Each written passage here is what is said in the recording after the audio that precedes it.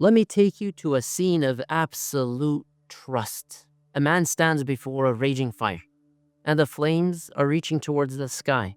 His people chained him up, ready to throw him in. But his heart is at perfect peace. Why? Because he knows a truth, a promise that would echo through time. So he says, Hasbunallah wa ni'mal wakeel.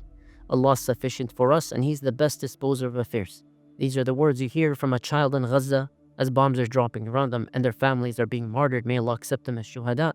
Allah subhanahu wa ta'ala gives us a divine promise. Pay attention, because it's so liberating. وَمَن يَتَوَكَّلْ عَلَى اللَّهِ فَهُوَ حَسْبُهُ. Whoever puts their trust in Allah, Allah will be sufficient for them. Allah will suffice them. Allah will take care of them. Think of the different stories you know of.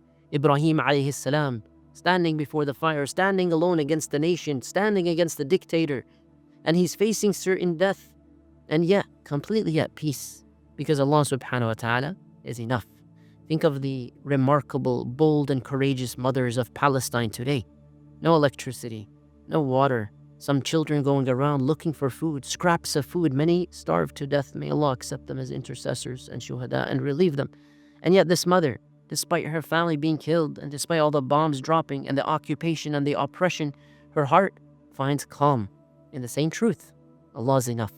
وَمَن يَتَوَكَّلْ عَلَى اللَّهِ فَهُوَ حَسْبُهُ. Allah will suffice me. Allah will take care of me. And of course, picture the cave, Ghar Thawr.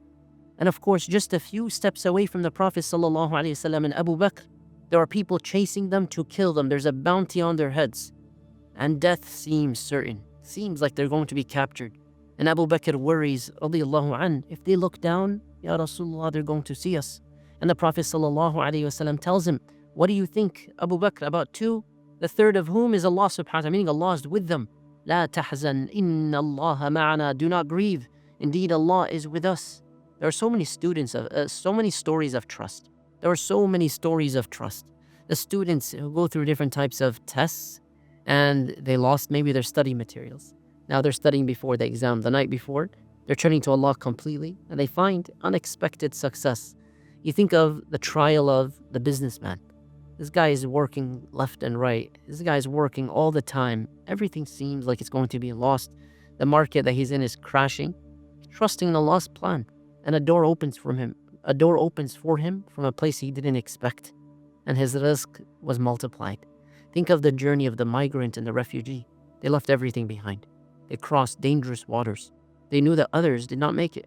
They kept repeating, Hasbunallahu wa ni'mal wakeel. And they found safety and new beginnings in a land that was safe. The psychology of trust is very interesting. When the heart truly trusts, anxiety starts to dissolve. Peace starts to descend. Clarity starts to emerge. Strength starts to rise and be reinforced. And you learn from every prophet and messenger that came before the Prophet ﷺ.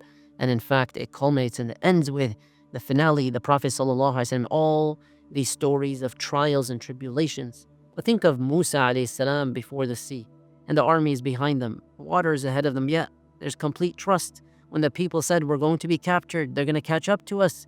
Kalla inna ma'i rabbi sayahdeen. My Lord is with me. He will guide us. You're trapped by the enemy. Allah will guide us. Yusuf alayhi salam is in the well, betrayed by his own brothers, darkness surrounding him, but Allah is enough for him. And he went from the well to the kingdom and brought his family. Allah brought his family back to him, brought him back to his father as well. Think of today's modern challenge. Today, a lot of people trust with a lot of conviction in bank accounts, social connections, technology, contingency plans. And Allah subhanahu wa ta'ala tells us, أَلَيْسَ اللَّهُ بِكَافٍ عَبْدًا. Is Allah not sufficient for His servant? Is Allah not sufficient for His servant? There's a mother in Turkey who told me that during the earthquake, not too long ago, as everything crumbled, and I'm holding on to my children, all I could think of is Hasbunallah wa ni'mal wakeel. Nothing else mattered. No one else could help. In that moment, I understood what complete, full trust in Allah subhanahu wa ta'ala meant. And of course, the promise must be practiced. There's morning trust. You wake up with the name of Allah. You entrust your day to Him. You expect His sufficiency. You move with confidence, work, school, raising of a child, and you don't give up.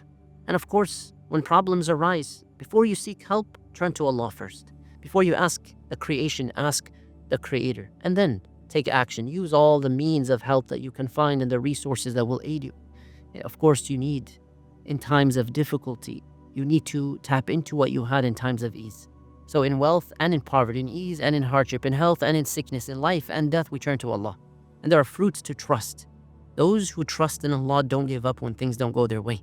So there's peace amid the chaos. There's strength in weakness. There's light in darkness and hope in despair. So you ask yourself, when you're alone, who do you turn to? When you're afraid, where does your heart go? When everything falls, what remains standing spiritually, psychologically, and emotionally? Look at the people around the world today who embody trust in Allah. The one who is ill, but they're smiling and content. The poor, and yet he's giving in charity to others. The one who's oppressed, who's still standing for truth and justice. And the grieving one who praises and turns to Allah subhanahu wa ta'ala. And here, on a closing note, remember Ibrahim alayhi salam found coolness in the fire. Muhammad sallallahu alayhi wa sallam found peace, even though they were being pursued. And Gaza and Palestine find strength in siege and occupation. You can find sufficiency in Allah subhanahu wa ta'ala. So make this promise very personal. Take a moment, whatever is weighing on your heart right now, entrust it to Allah. وَفَوَّضْتُ أَمْرِي إِلَيْكَ. And feel the lightness that comes with knowing Allah is enough for me. Allah is always enough for me, and He will always be enough for me. What part of Tawakkul comforts you the most? Share something in the comments below to inspire others, and may Allah accept from you.